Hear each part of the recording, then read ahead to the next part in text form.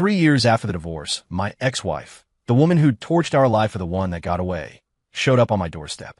She was holding a 3-year-old boy and telling me he was mine. I had to laugh. Ding dong. The sudden chime of the doorbell sliced through the quiet of my apartment.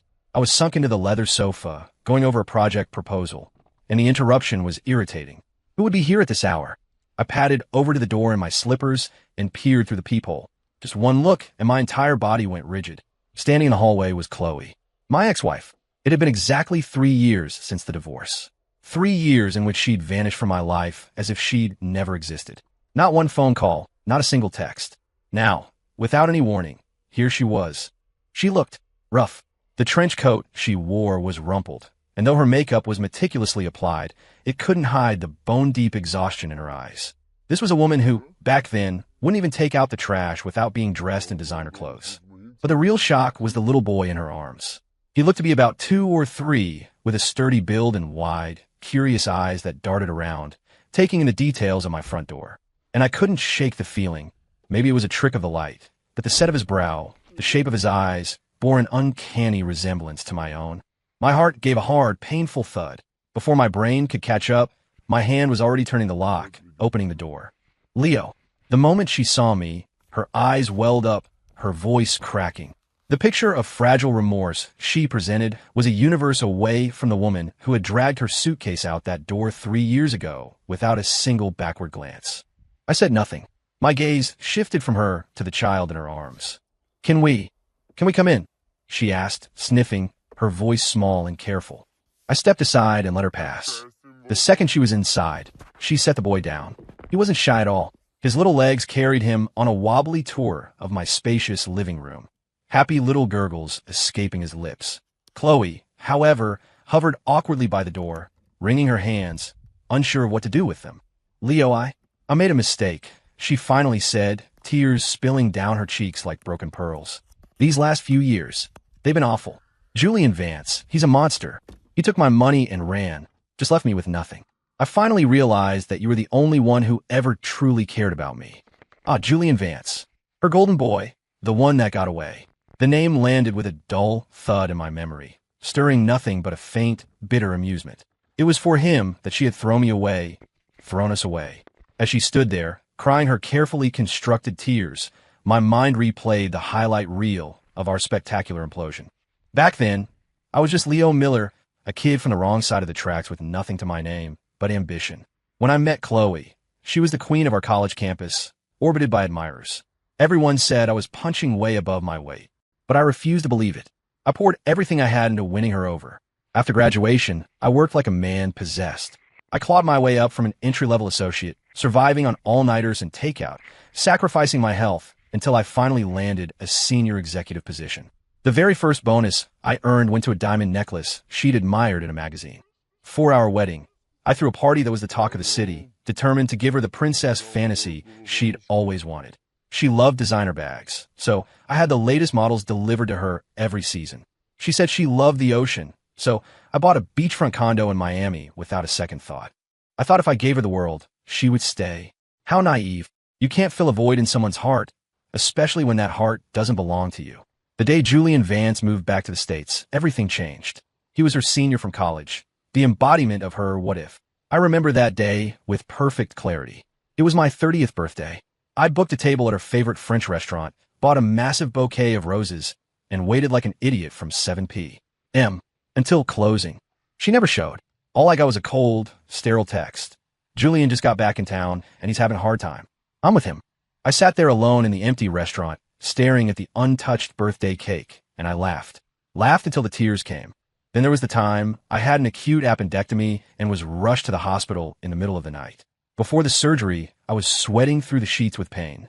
I called her, begging her to come. Her voice on the other end was clipped with annoyance. I'm at an art gallery opening with Julian. You're a grown man, Leo. It's a minor surgery. I'll come by later. But she never did. The surgery ended, the anesthesia wore off, and she was still a no-show. The next day, I was scrolling through Instagram from my hospital bed and saw her post. A 9-photo carousel of her and Julian, laughing, clinking glasses, posing in front of sculptures. The location tag was the Art Institute of Chicago. Her caption read, "Art is only meaningful when you share it with someone who understands." That was the moment my heart truly turned to ice. The final straw was discovering she had secretly transferred $100,000 to Julian's startup. It was our joint savings.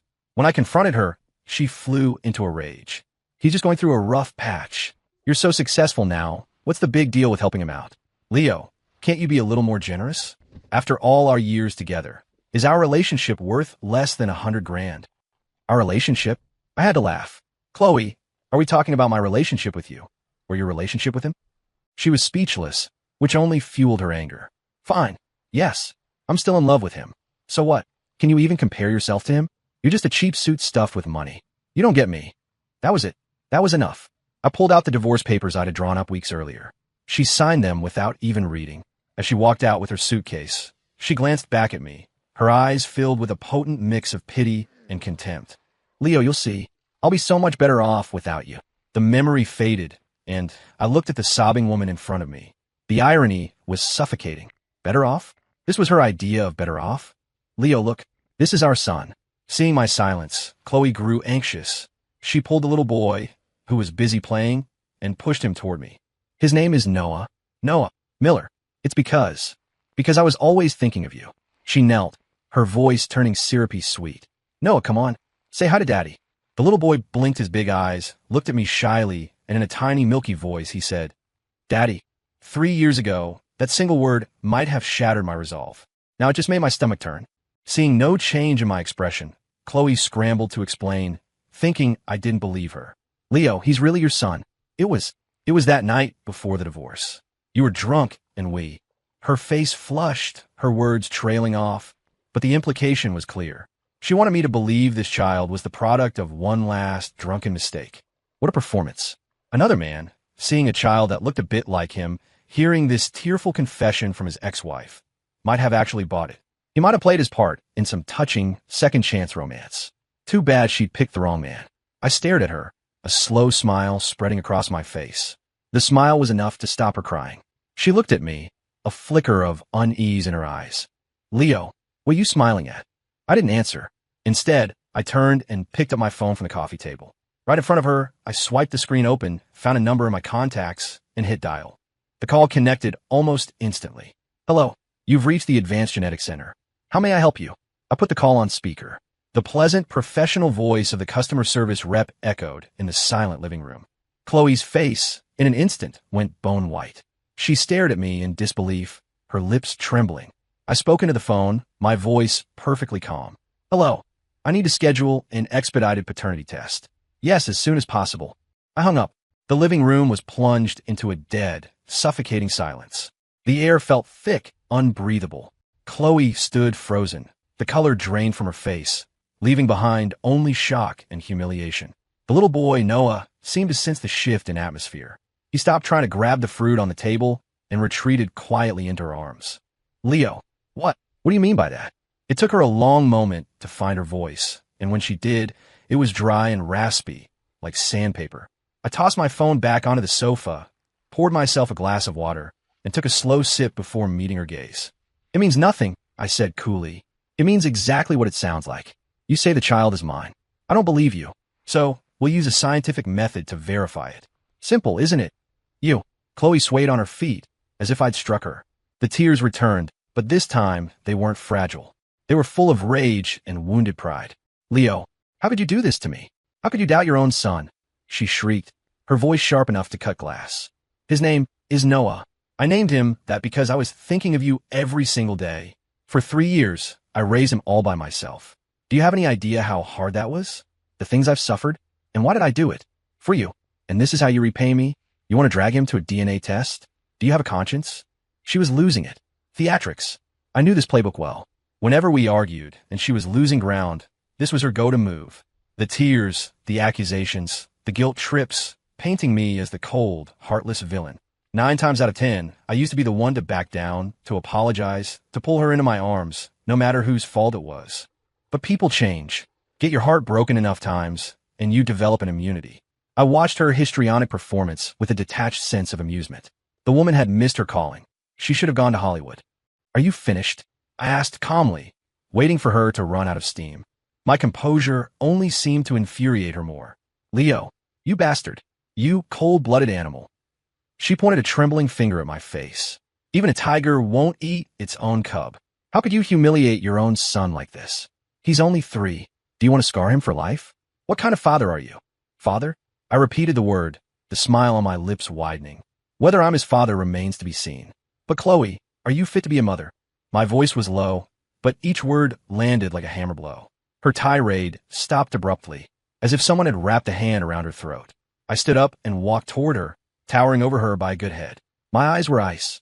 3 years ago, who was it that walked out on her husband for another man without a moment's hesitation?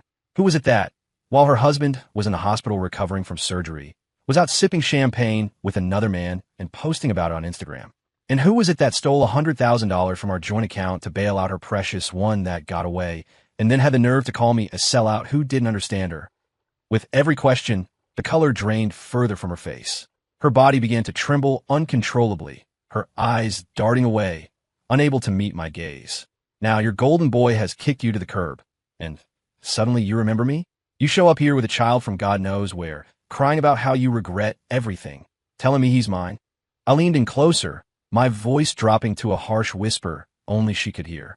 Chloe, what do you take me for? A dumping ground? My words left her utterly speechless. She couldn't refute a single point. It was all true, every last ugly detail.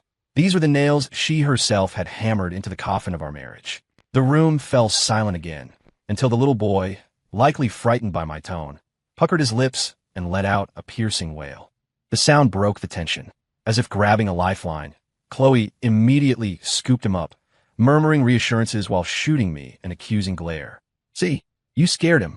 He's just a child. I stepped back and returned to the sofa, my calm mask slipping perfectly back into place. I didn't mean to scare him, I said, picking up the report I'd been reading. I was merely stating the facts. I paused, looking up at her, and delivered my final terms.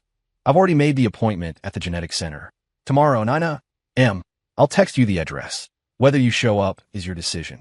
If you're telling the truth, and he is my son, I will absolutely fulfill my responsibilities as a father. Child support, tuition, you won't be shorted a single penny. I saw her eyes light up at the mention of money and had to suppress a sneer before delivering the final blow. However, I said, my tone hardening, getting back together is out of the question, and I will be fighting for sole custody of the child. The flicker of triumph in her eyes died instantly, replaced by sheer panic. What? What did you say? She stammered. You're going to take my son from me? Not take. I corrected her. I'm taking back what is mine. Assuming, of course, that he is mine. You wish, she screamed. Noah is my life. I will never give him to you. Never. That won't be up to you, I said, closing the report and leaning back, shutting my eyes. Chloe, you seem to have forgotten your current situation. For the past 3 years, you've been raising him alone. You have no stable job, no permanent address. Your entire life is being financed by the scraps of money left over after your boyfriend scammed you. I open my eyes, my gaze sharp as a razor. And me?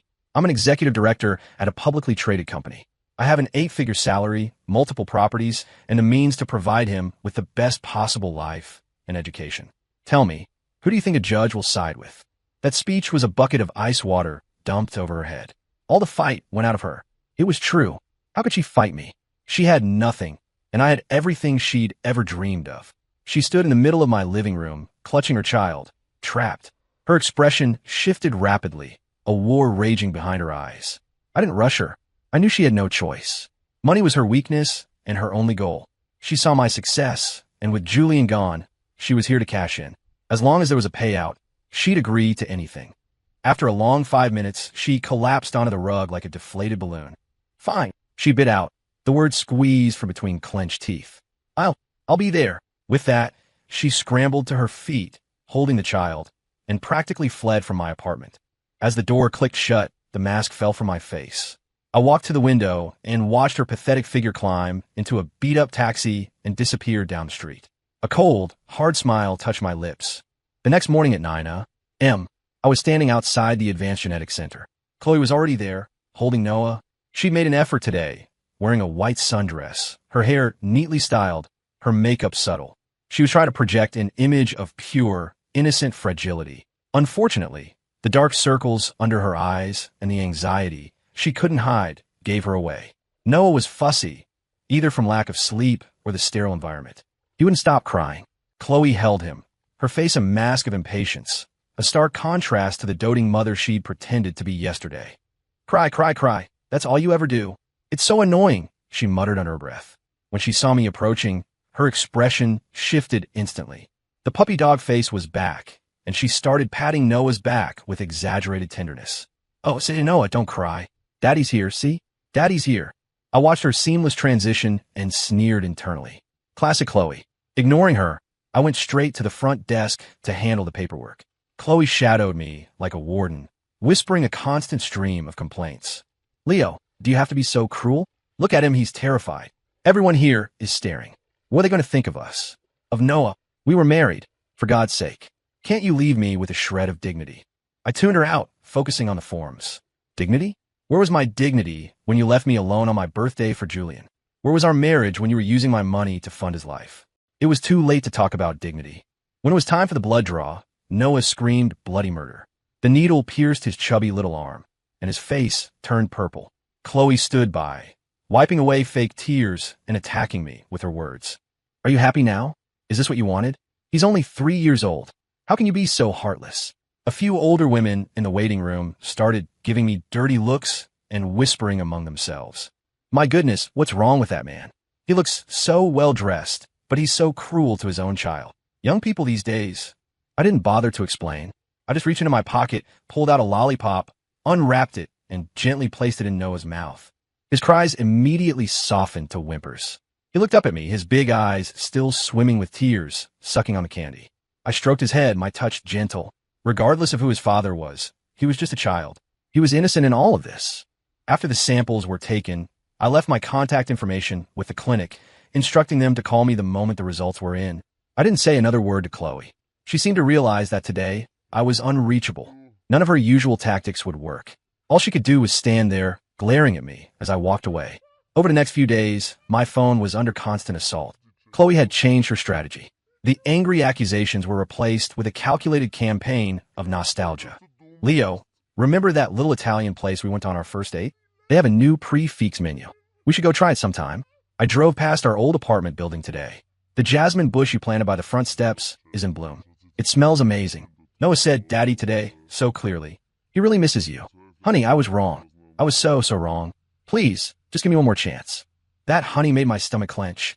I read every single text, my face a mask of stone, and then deleted them all without replying. Her cheap apologies were worthless to me. On Friday afternoon, I left work early to meet Sophia at a coffee shop near my office. Sophia Hayes, my girlfriend. We'd met at a corporate gala. She was a partner at a top law firm, sharp, rational, and insightful. Being with her was effortless. I never had to guess at hidden meanings or orchestrate grand romantic gestures. We were two independent adults who respected and were drawn to each other. She was already there when I arrived, seated at a small table by the window. Dressed in a chic beige pantsuit, her long hair pulled back, she was engrossed in a legal document, the line of her profile soft in the afternoon light. Been waiting long? I asked, sliding into the chair opposite her. She looked up and smiled. It was a smile like warm sunlight, bright without being blinding. Nope, just got here. She closed the file and pushed it aside. So, how are things with the ex-wife situation? Any progress? I hadn't hidden anything from her. From the moment Chloe appeared on my doorstep, I had told Sophia everything. I'd expected her to be angry, jealous, or at the very least, wary. She was none of those things. She just listened calmly, helped me analyze the potential outcomes, and then said, don't be afraid. Do what you need to do. Whatever the result, if it comes to legal action, I'm here. In that moment, I knew the best decision I'd ever made wasn't grinding my way to a fortune, but divorcing Chloe, and in doing so, making room in my life for Sophia. The test is done. Just waiting for the results, I said, taking a sip of my coffee. She's been harassing me nonstop for days. That's to be expected. Sophia nodded knowingly. She's a drowning woman, and she'll grasp at any piece of driftwood she can find. In her eyes, you're the biggest log in the ocean. And what about you? I looked directly at her. If, and I'm just saying if, that kid really is mine, what will you do? This was the question that had been weighing on me. Sophia's gaze was serious and unwavering. Leo, we're adults. If he's your son, that's a biological fact that can't be changed. You have a duty to him, and I completely understand and support that. She paused, then reached across the table and placed her hand over mine. What I care about isn't whether you have a child. What I care about is whether you still have feelings for that woman. I fell for the man you are now. Mature, clear-headed, a man who knows what's worth holding on to. As for the past, everyone has one. As long as you handle it, and don't let it poison our present and our future, that's all that matters. Her words washed away the last of my anxieties. I turned my hand over and squeezed hers tightly, a gesture that said more than words ever could. Just then, a shrill voice cut through the cafe's mellow jazz like a shattered glass. Leo. I turned. Standing a few feet away, looking like a lioness ready to pounce, was Chloe. Her eyes were locked on our joined hands, burning with a furious fire. How'd she find me? Oh, right. She'd followed me. Some habits die hard. Before I could speak, she stormed over to our table and pointed a finger at Sophia's face. Well, Leo, now I get it. No wonder you've been so cold and heartless. You found yourself a new little tramp to warm your bed. With that, she raised her hand to slap Sophia. I moved in a flash, shooting to my feet and grabbing her wrist. Chloe, what the hell is wrong with you? My grip was iron, and she winced in pain. What's wrong with me? She shrieked, struggling against me. Leo, you cheating bastard. While I'm at home, struggling to raise your child, you're out here playing happy family with some other woman. How dare you? How dare you do this to me and to Noah? Her outburst silenced the entire cafe. All eyes turned to us. People started whispering, pointing. This was exactly what she wanted, a public scene to humiliate me. But she'd made a critical miscalculation. She wasn't just dealing with me. She was dealing with a lawyer 100 times calmer than I could ever be. Ma'am. Sophia, who had been silent until now, finally spoke. She rose to her feet, her expression perfectly composed. She held up her phone, the screen glowing with the telltale red bar of a voice recording in progress. First, I'd advise you to watch your language. The word tramp is highly defamatory and has already caused damage to my reputation. Second, allow me to introduce myself. My name is Sophia Hayes, and I am a practicing attorney. She watched Chloe's face freeze. To my knowledge, you and Mr. Miller finalized your divorce 3 years ago. My relationship with Mr. Miller began 6 months after he was legally and officially single. Our relationship is legal, ethical, and consensual. Your accusations of me being a homewrecker are baseless and constitute slander. Finally, Sophia's gaze drifted to Chloe's wrist, still trapped in my grasp. You just attempted to physically assault me. That action was not only recorded by my phone, but was also captured in its entirety by the cafe's security cameras. Under state law, I have every right to call the police right now and press charges. Her speech was a masterclass in controlled destruction. Logical, precise, and utterly devastating. Chloe was floored. She had clearly never encountered anything like this. The dramatic, messy confrontation she had envisioned, the wronged wife tearing into the mistress, had just been turned into a free legal seminar. She stood there, mouth agape, unable to form a single word. The expressions on the faces of the onlookers shifted from disapproval of me to something akin to pitying amusement at Chloe. The humiliation was total. Chloe's face cycled through shades of red and white. Finally, she ripped her arm from my grasp, covered her face, and fled the cafe like a cornered animal. Watching her retreat, I felt no satisfaction, only a profound sense of exhaustion. Sorry, I said, turning back to Sophia. You shouldn't have had to deal with that. Sophia shook her head, put her phone away, and sat back down. Don't be. She took a delicate sip of her coffee. It's just a shame she ran off so quickly. That was a textbook defamation case just waiting to be filed. I looked at her and couldn't help but smile.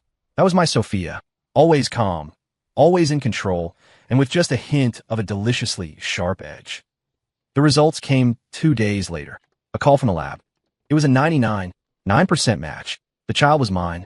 Holding the report, a few thin sheets of paper that fell as heavy as lead, I arranged to meet Chloe at the same Italian restaurant where we'd had our first date. She arrived, radiating smug triumph, as if the mortifying scene at the coffee shop had never happened. The results are in, aren't they? She asked eagerly as she sat down, the self-satisfied gleam in her eyes impossible to miss. I said nothing, simply sliding the sealed envelope across the table. She snatched it, tore it open, and her eyes scanned the page until they landed on the conclusion. The analysis supports the conclusion that Leo Miller is the biological father of Noah Peterson.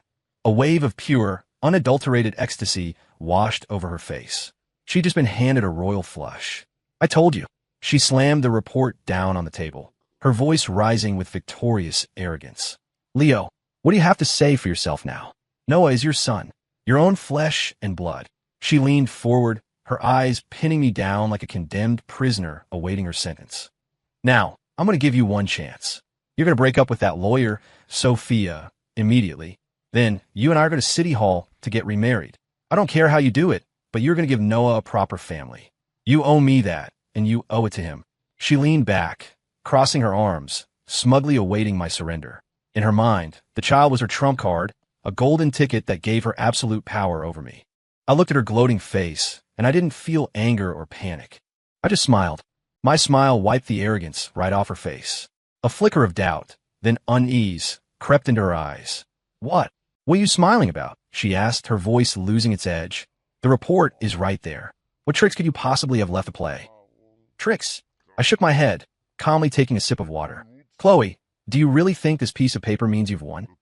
Doesn't it? She shot back, her bravado already failing her. Of course not. I set the glass down, leaned forward, and locked my eyes on hers.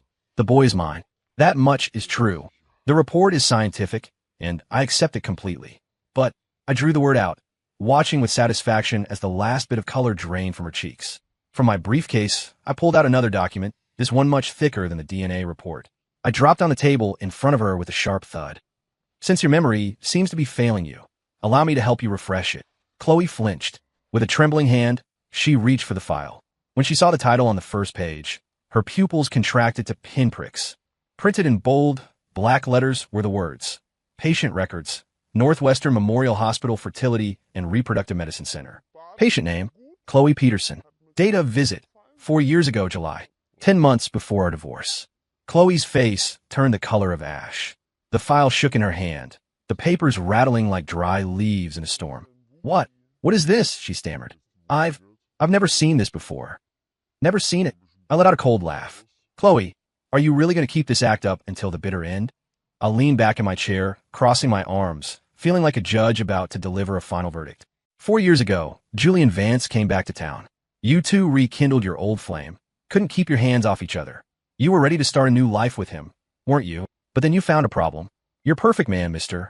Sophistication himself, was defective. He was sterile. The word sterile made her jolt as if she'd been shocked. You wanted to marry into his wealthy family, secure your position with a child, but the heir apparent was shooting blanks. What's a girl to do? So, you came up with a brilliant plan. I tapped the medical file on the table. Under the guise of getting ready to start a family, you convinced me to go with you for a comprehensive health screening. Then, you bribed a nurse to steal my semen sample. After that, you took my sample to the fertility clinic and had yourself artificially inseminated. You thought your plan was flawless. Get pregnant, divorce me immediately, then show up on Julian's doorstep with his son, securing your future. That way, you get the man you wanted, and you get to use my child to lock him down and inherit his family's fortune. Am I right, Chloe? My voice was quiet, but every word was a sledgehammer, smashing her pathetic defenses to pieces. She shattered. No, that's not true. You're lying. You're making it all up. She screamed hysterically, grabbing the file and tearing it to shreds, as if destroying the paper would erase the past. Where's your proof? You have no proof. This is all fake. Fake. I laughed as if it were the funniest joke I'd ever heard. Chloe, have you forgotten what my girlfriend does for a living? Sophia obtained these records through a court-ordered subpoena, directly from the hospital's archives. They have your signature, the doctor's stamp, and the hospital's official seal. Do you really think I could forge that? As for the nurse you bribed, Sophia found her, too. She gave a sworn, recorded statement detailing exactly how you threatened and paid her to swap the samples. I took out my phone and played the audio file. A timid, nervous voice filled the air. It was Ms. Peterson who approached me. She said her husband had performance issues but was too proud to come to the clinic. She gave me $50,000 in cash to procure a sample from Mr. Miller during his physical. Every word from the recording was another slap across Chloe's face. Her screaming stopped. All the energy drained out of her, and she slumped in her chair, a ghost of a woman. It was over. Her darkest, most depraved secret was laid bare for the world to see. When did you find out? She whispered, her eyes hollow as she looked at me. When? I smiled. I knew the moment you showed up at my door with that child. The truth is, I'd been suspicious for a long time. In the months before our divorce, you were suddenly so affectionate, so insistent. Now I know it was all just to get me to go along with your little health screening. And Julian's infertility? I found that out by chance. You thought you kept it a secret, But a secret like that never stays buried for long. So when you came back, spinning that tale about Noah's name and our one drunken night, it was laughable. The only reason I played along, the only reason I agreed to the DNA test, was for this moment. I stood up, adjusting the collar of my suit, and looked down at her, my gaze devoid of any warmth. You schemed and plotted, Chloe. You thought you had me wrapped around your finger. But you made one fatal miscalculation. You forgot that the Leo Miller of today is not the same fool you walked all over 3 years ago. With that, I reached into my briefcase and pulled out one last document. A court summons. I placed it gently on the pile of shredded paper. This is from Sophia. Illegal acquisition of human genetic material, marital fraud, extortion. Oh, and let's not forget the slander and attempted assault at the coffee shop. All told, it should be enough to put you away for a few years. As for Noah, I looked at her face, now twisted with terror, and delivered the final, crushing blow. He is my son. He has nothing to do with you anymore. I will give him the best life possible. And I will tell him that he had a birth mother who, for the sake of money, would stop at nothing, and in the end, destroyed herself. No. A horrifying shriek tore from her throat. She lunged across the table, trying to snatch the summons, but I sidestepped her easily. She crashed to the floor, her hair a mess, her makeup ruined, looking like a madwoman as she sobbed and cursed. The restaurant security guards were there in moments, hauling her to her feet and dragging her out. I stood by the window and watched as the woman I once loved more than life itself, the woman I had grown to despise, was carted away like a piece of trash. A 3-year charade had finally come to an end. My phone buzzed. It was a text from Sophia. Everything go okay? I smiled and typed back. Perfectly. What do you want for dinner? I'm cooking. I'm craving your bolognese. Done. I put my phone away and walked out of the restaurant. The sun was bright. The air was warm. I tilted my head back, closed my eyes, and felt its heat on my face for the first time in a long time. My life, I knew, was turning a new page today. A chapter with no Chloe, only sunshine, the woman I loved, and a son I would spend the rest of my life protecting. As for Chloe's fate, I heard later that, with the multiple charges, she was sentenced to 5 years. The scandal also ruined Julian Vance. His company went bankrupt, and he became a laughingstock. With Sophia's help, I was granted sole and permanent custody of Noah. We changed his name to Noah Hayes Miller. Hayes, for the woman who would be his real mother. I wanted him to forget the past and, like her, live his life in the sun. Our family of 3 is happy. Sometimes when I drive past the high walls of the state penitentiary with Noah, I'll point to it. I'll tell him that a person who made very bad choices lives in there. I'll tell him to never, ever be like her. Because not every I'm sorry is answered with an it's okay. Some mistakes, once made, last a lifetime.